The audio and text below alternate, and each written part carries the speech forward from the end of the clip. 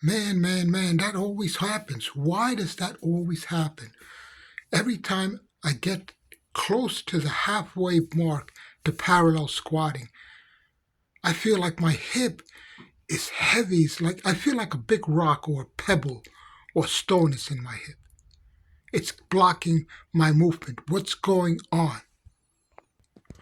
Well, I am not a doctor, but on a first glance, I see that you stopped. So I'm assuming that it's something to do with your mobility. My mobility? What does mobility have to do with it? I used to move.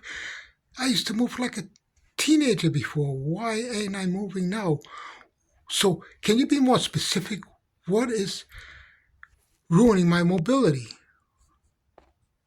Well, the mobility means that the hip is not abducting. Wait a minute. Let's stop with all this stuff. Can you be more specific? I don't want any anatomical dictionary terms. Please be more specific. Oh, you mean like what is actually wrong with your hip?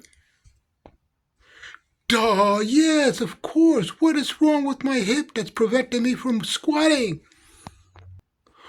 Well, I think you need to do an assessment.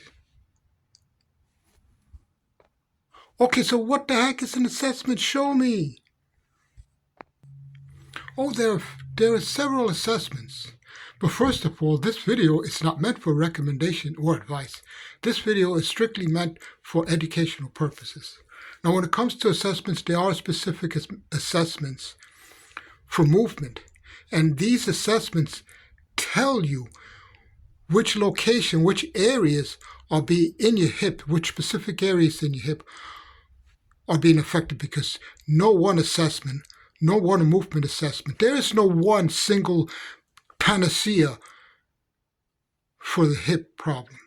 You have to do several different assessments. Now, the assessment that I like first is to use the muscles. It utilizes tension too, because if you just have somebody just pulling your leg this way, or even if you have a resistance band pulling your leg this way or that way passively, it's not the same. You're not squatting passively, you're using your muscles. So you have to do So what I have found for me, because this video is not meant for medical, advice or recommendation. This video is meant for educational purposes. When I do an assessment, I apply resistance. When I assess my hip flexion, I press down with my hand on my leg and press down and up, move the leg down and up, and I see where the pain is occurring. I also do the same thing when I try to raise my leg sideways. I see where the pain is occurring. And for me, I match that pain with the pain I feel when I'm trying to reach a half squat. And that lets me know, I use common sense for myself. You have to listen guys and girls, listen trainees, listen trainers. This video is not meant for recommendation or advice, okay? How many times do I have to say it? This video is meant for educational purposes only. Muscles move. Joints are moved by the muscles, okay? So if there's something wrong with my muscle, I can actually feel it. It's external. There's something wrong with my bones, I can feel it internally. There's a difference. Externally, I can actually feel. I could take my hand. I could take my hand. I could feel. I could press down. And common sense will tell me, okay, when I press on the muscle, does it hurt?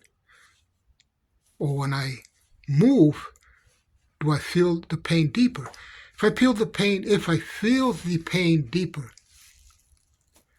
I should stop, and this is where medicine comes in. There's no quick fixes. There's no quick fixes. There are no quick fixes. But I'm going to continue training my legs. What I do is I work within the range of motion, which is not painful. Very simple. If squatting parallel hurts, I'm not going to go there again. I'm not going to go there. I can also do a lunge. With the lunge, there's less challenge to get to that position, to that hop squat position with that leg, because now you're not involving so much spinal mobility. You're not involving, the hip flexors. You're not involving the ankles. So I test myself. And I just choose another exercise. Come on. There's a lot of exercise for the legs. The world does not revolve around a squat. Though a squat is important. But again, if the squat is not, a quarter squat is not hurting me, I do that. If I could go a little lower, then I do that. And then I just supplement it with another exercise that I can do where I could move the leg a little lower, like maybe a stationary lunge. Maybe a sissy squat, which focuses, well, here's the catch. Now, ladies and gentlemen, another topic. I don't mean to switch topics on you, but it's necessary inside this big problem that I have. I'm looking at why am I squatting? Or because I want leg muscles, or because I want to enter squat competition. If I want to develop the leg muscles, there are other exercises to do that, because they put the muscle, what you are looking for is to put the muscle in the same range of movement from the insertion. So now I don't want to lose you. Just move the muscle fully. The sissy squat does that. I have videos on my sissy squat, and you're welcome to check them out. Sissy squats, single leg lunges, but you don't want to do, I found that I'm not going to do anything that raises my foot on the ground. I prefer stationary lunge, because it does not involve impact. And if I have pain and I feel it coming from the inside of my bone, I'm not going to do anything involving impact. So there you have it. It's just simply working. What I do, I work within my range of motion and supplement it with other leg exercises. It doesn't involve a magical solution. It doesn't involve a quick fix, because I am not a doctor. I'm not a medical expert. I just know what my body feels, and if it feels right, I do it. That is how I guide myself.